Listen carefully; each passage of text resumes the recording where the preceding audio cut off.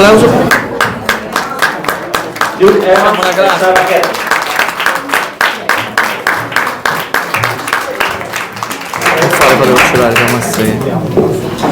Allora, conoscete tutti quanti le regole di ingaggio, ve le ricordo, prenotatevi per fare domande, dite il nome e testata e le domande ovviamente in italiano.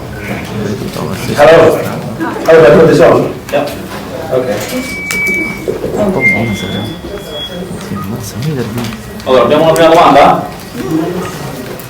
Allora, la faccio io. Volevo chiedere a Sara, è vero che il primo meeting che hai avuto con il regista di Dracula Untold è stato vicino, proprio vicino a Francis Ford Coppola? Yes, absolutely. I met with Gary Shore, our director, and we met to lunch somewhere in LA, and we were sitting and talking about the film, and he was showing me all the visuals for the film, and kind of midway through our lunch, we looked beside us, and Francis Ford Coppola was having lunch a few tables over from us. And I thought, of course, this is a sign! This is a sign that I'm supposed to be here and we're supposed to make this movie. Of course, neither of us had the gall to go and speak with him during the lunch, but I certainly thought it was a good indication that I should be a part of this film. E invece per Luke, questo film in anni di grande proliferazione di vampiri di tutti i tipi, questo riporta un po' l'ortodossia vampiresca, l'unico e vero conte Dracula, eppure è un po' fumettesco, è un film di Dracula ma fatto un po' con lo stile fumettesco di oggi. Sorry, say that last bit again? What is? Our movie? Really? I'm not sure whether I would have compared it to a cartoon. It definitely is a fantasy film of sorts, but what's fun about this movie, which makes it different to the other stories that have been told on film of Dracula, is it's the origin story. So we deal with a bit of reality before we start dealing with the fictional character of Dracula. We deal with the man behind this very famous literary figure. And that's what was fun for me, and I think for everybody involved, is that we were telling a story that hadn't been told before, and it was the human journey which was exciting for me as an actor.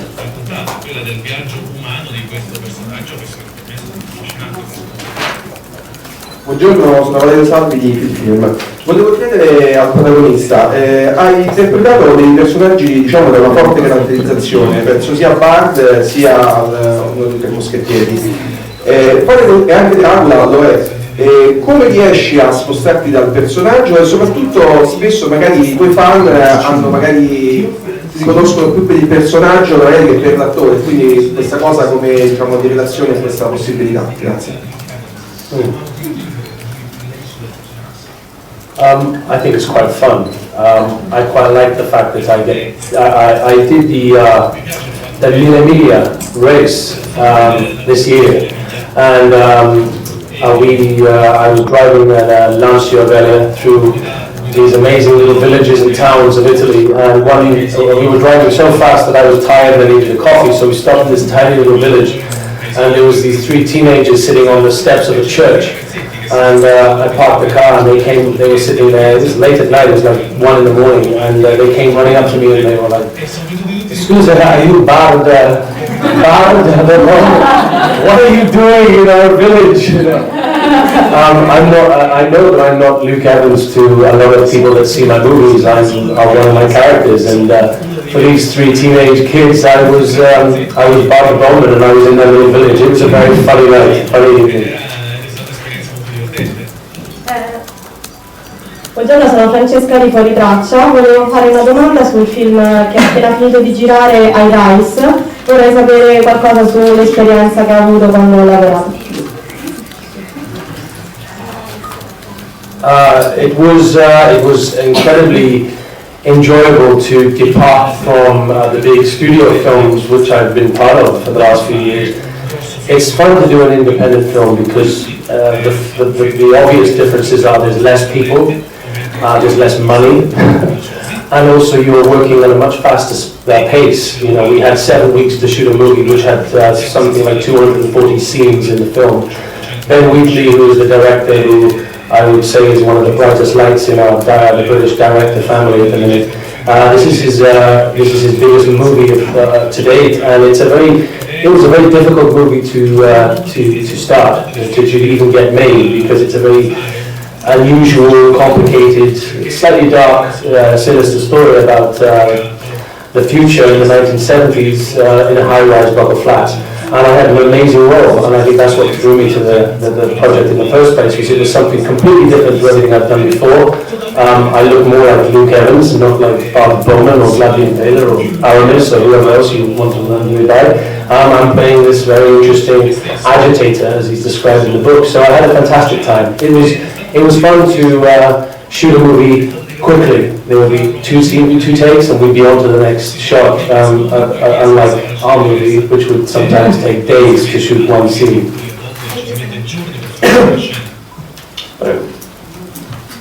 Sì, volevo sapere, signor Evans, se per preparare il suo Dracula ha visto più film di vampiri o ha letto più libri di storia, grazie.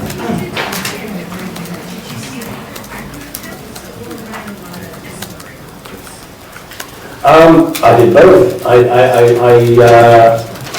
revisited some wonderful films of my that I remember very well. My favourite being the Francis Ford Coppola Bram Stoker's Dracula with the wonderful Gary Oldman playing the titular role, and I enjoyed watching them. But the difference between those movies and our movie is that those movies were based solely on the Bram Stoker story, and our story starts 400 years before Bram Stoker was even born, and so we had a very free license to tell a different story, and a story that hasn't really been touched upon. And it's a fascinating story because it's the human, it's a historical figure that walked this earth in the 1400s, and his journey and his life and his relationship with his wife, and the love that he has for his family and the respect he has of his people, but also the fact that he was Vlad the Impaler. I mean, he had a dark past, and as we know, he now has a dark future as well.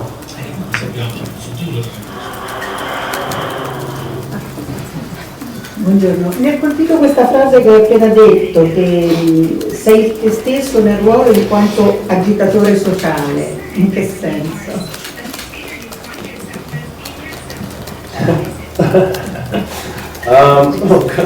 I don't know. I think we're all good agitators. I think in our time we have our moments of agitating. I don't know. I don't think I'm playing myself in High Rise, but there's some parts of me in him, and I guess that's why I was cast in the role. But I wouldn't say I was an agitator. I'm quite a pleasant human being most of the time. As long as I get my to that. He's very pleasant, a very pleasant person. Salve, sono dalla testata dalla pagina ufficiale del film di Facebook, dalla pagina ufficiale di Facebook. Luke, che cosa ha in comune con il principe Vlad? I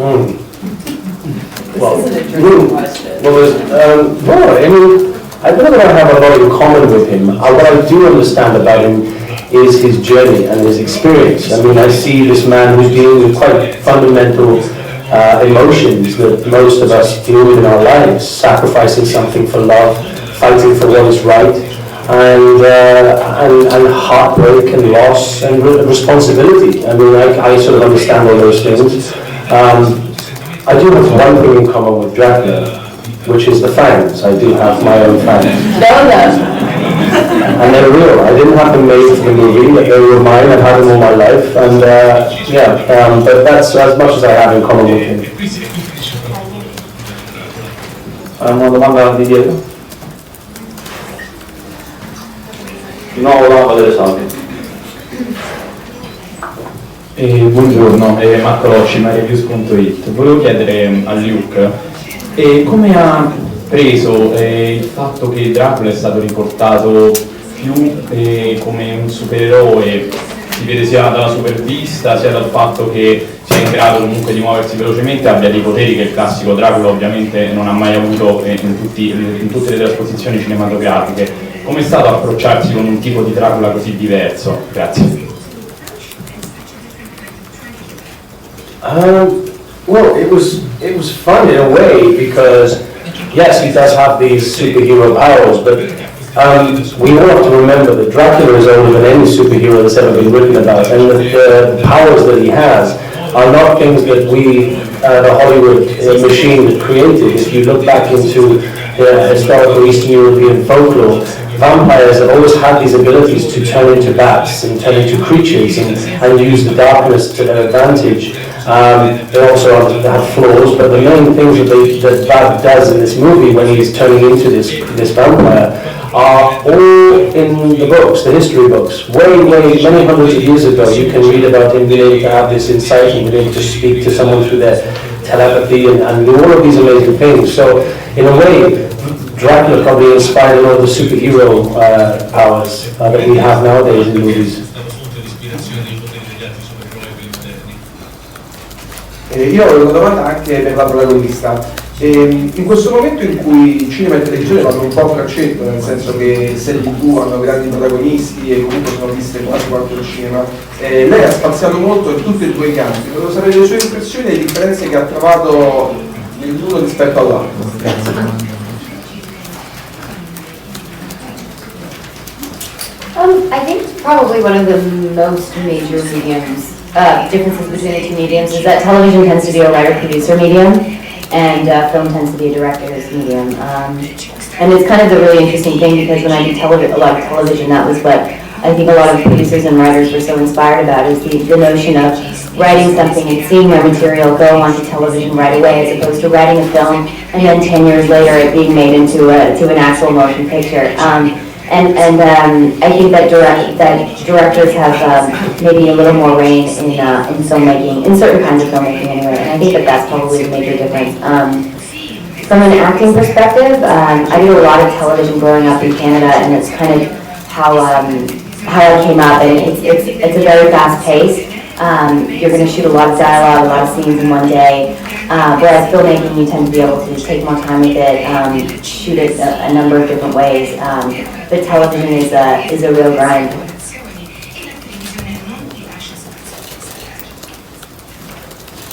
Ciao, sono Simone Againsurf e volevo chiedere a Luke, dato che si è parlato di supereroi e data la sua ottima interpretazione del film, le piacerebbe vestire i panni di un supereroe in un prossimo futuro? Uno di quelli odierni, intendo?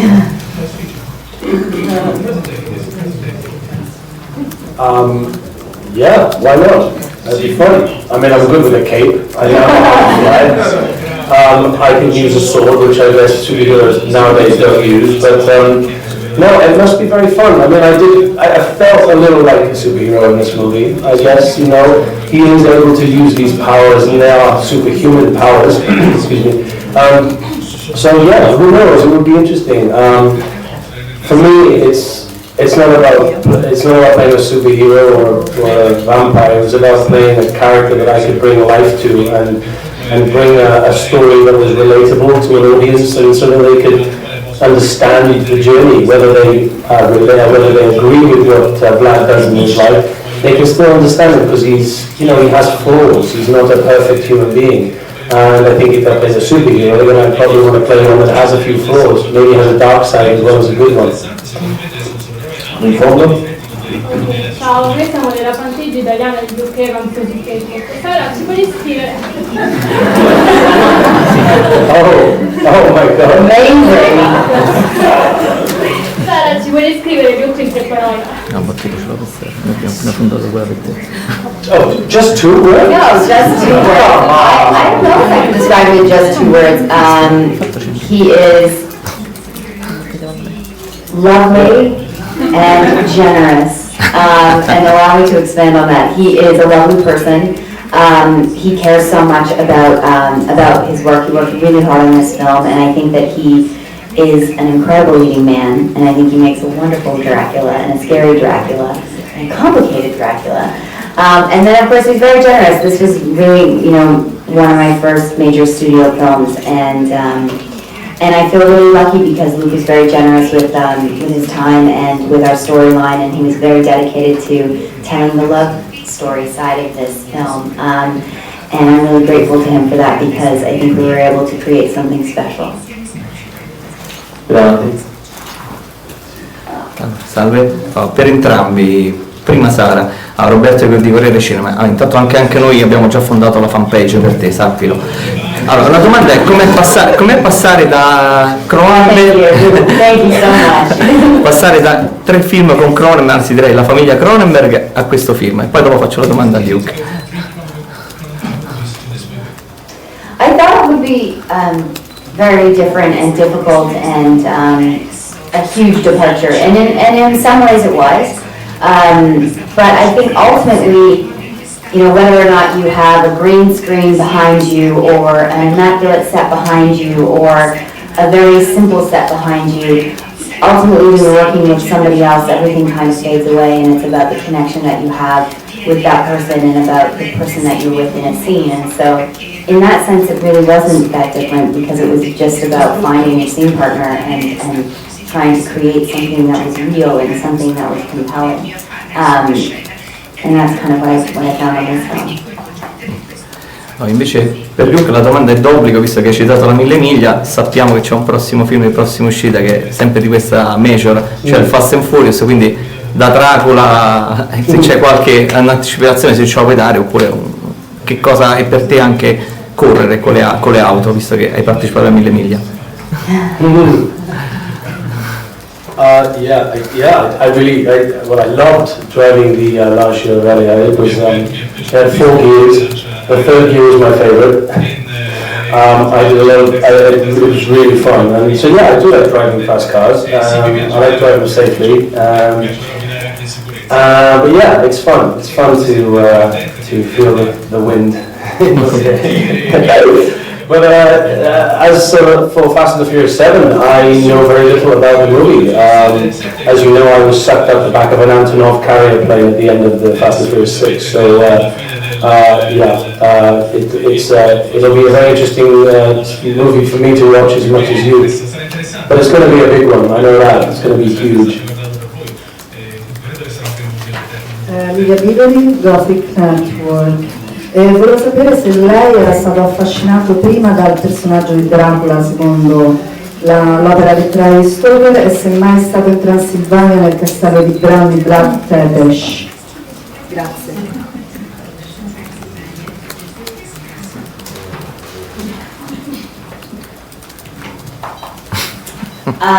Yeah, I mean, I was a huge fan of Bram Stoker's novel. It was directed to you. Oh, Okay, so I'm gonna let you. the first part of your question should be directed to Sarah, because Sarah is one of her favorite books, is Bram Stoker's Dracula. So Sarah answered the first bit and I'll answer the second bit. What do you do? Sorry, but Dracula, you are Dracula.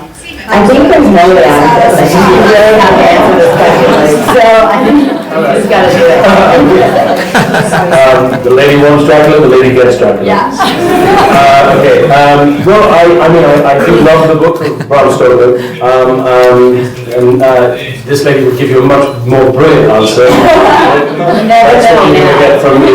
It's a good story, and it's been portrayed so brilliantly on screen many times, and I was slightly relieved that we weren't making another Dracula Bram Stoker story, only because it's been done so brilliantly many times, sometimes not so great, but it's been done a lot, and for us it was about telling a new, refreshing origin tale about a story that most people wouldn't know about a man behind him.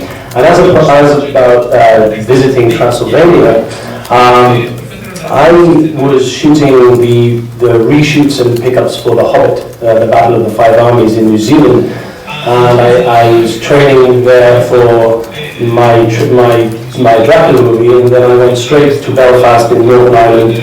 So I had no time. I had no time to visit these amazing places. I will go and visit once I finish talking to you people, and I get 5 minutes of my own time. I might book a flight and go and visit Vlad's Castle and Transylvania, which is an amazing part of Eastern Europe. And yeah, it would be nice to see where our story began.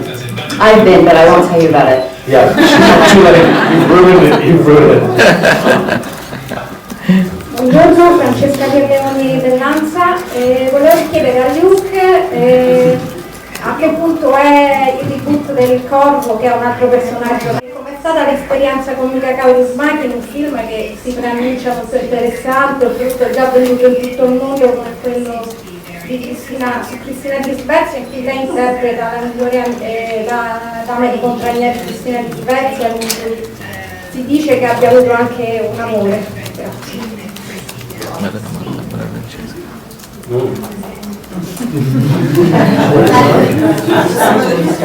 Yes, I was attached to play the Crow a year ago, and it was supposed to happen in March, and then it was postponed for a few scheduling reasons, and it's now about finding the window for everybody who's attached to the movie. That's me and the director, and yeah, that's it really. It's about finding that scheduling. Scheduling is a disaster in movies. It just takes forever, and things are often postponed because people don't have enough time to shoot it. But yeah, I'm very excited about playing this character. I know there was a lot of controversy about it when it was first announced. I mean, it has a huge following, and there's a big cult following up on the original, which was a brilliant film played by the late Brandon Lee.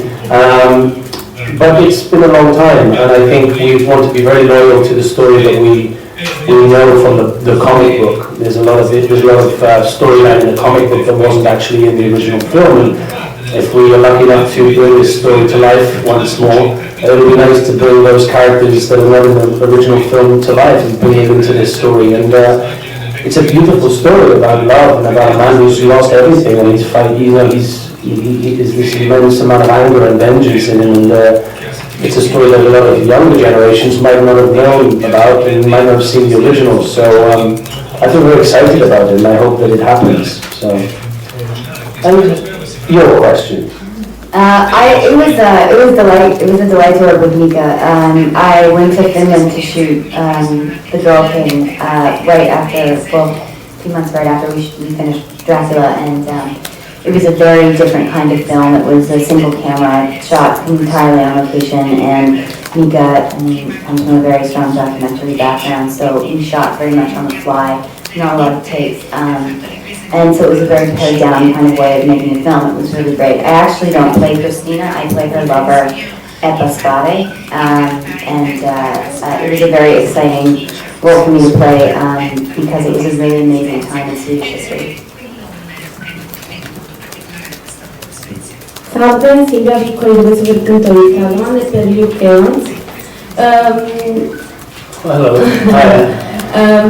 Allora, diciamo che nasce come attore di teatro e solo negli ultimi anni si sta concentrando maggiormente nel cinema, sul cinema, e dato che sono due dimensioni artistiche con dei tempi molto diversi, in quale si trova più a suo agio? Grazie.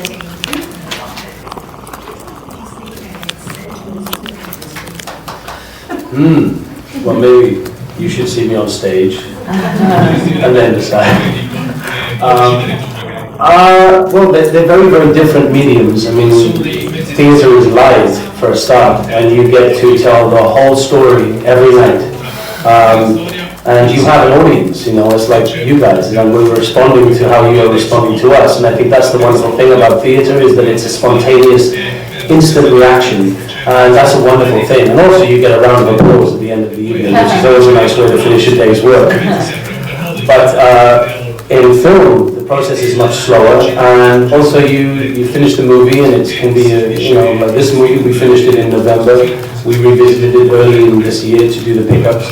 But that's it, and then you forget about it, you've done it, you just move on to the next job, or your life carries on, and then it's only when we start talking to you guys in the press junket that you start to relive the journey of it, and the experience of acting on stage and acting on film feels very, very different. And I feel like Sarah said earlier, doesn't matter whether it's a big film or a small film, whether you're on stage, whether you're on TV, whether you're doing an advert, whether you're in a pop video, you're telling a story. And I think personally, the way I approach the whole thing is that it doesn't matter whether there's a camera looking at you or whether there's 300 people looking at you.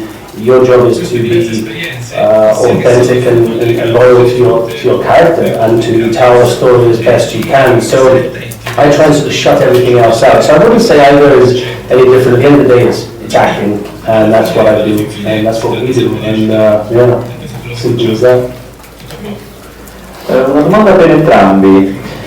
In un film di Dracula, abbiamo già detto, le ambientazioni, il luogo è tutto fondamentale perché sappiamo bene dove si svolge. Tuttavia questo film, lo stile di questo film è molto variegato, è molto espressionista post-produzione. Quanto ognuno di voi ha girato nelle location effettive, quanto invece era davanti a un green screen?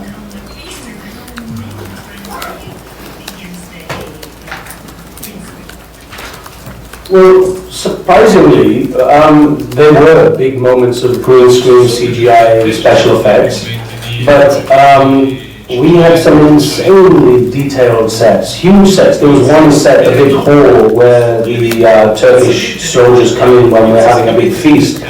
That was being built a month before we started shooting, and we didn't visit it until 2 months into the film. So it was, there was a lot of work going into these sets.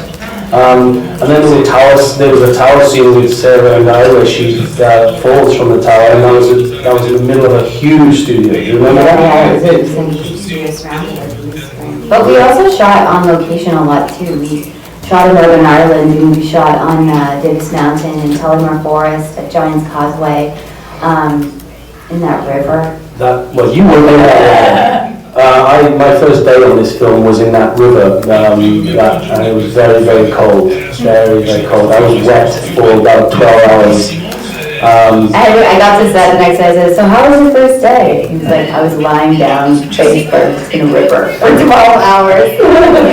No, but I mean, I think what's brilliant about this film visually is, and I think it's been done with such detail and care that it's difficult to know what's real and what's not. But you'll be surprised to know that the majority of the locations and a lot of the scenery was real. Bene, se non abbiamo altre domande possiamo congelare Luke Evans e Sarah Gaylan. Grazie mille.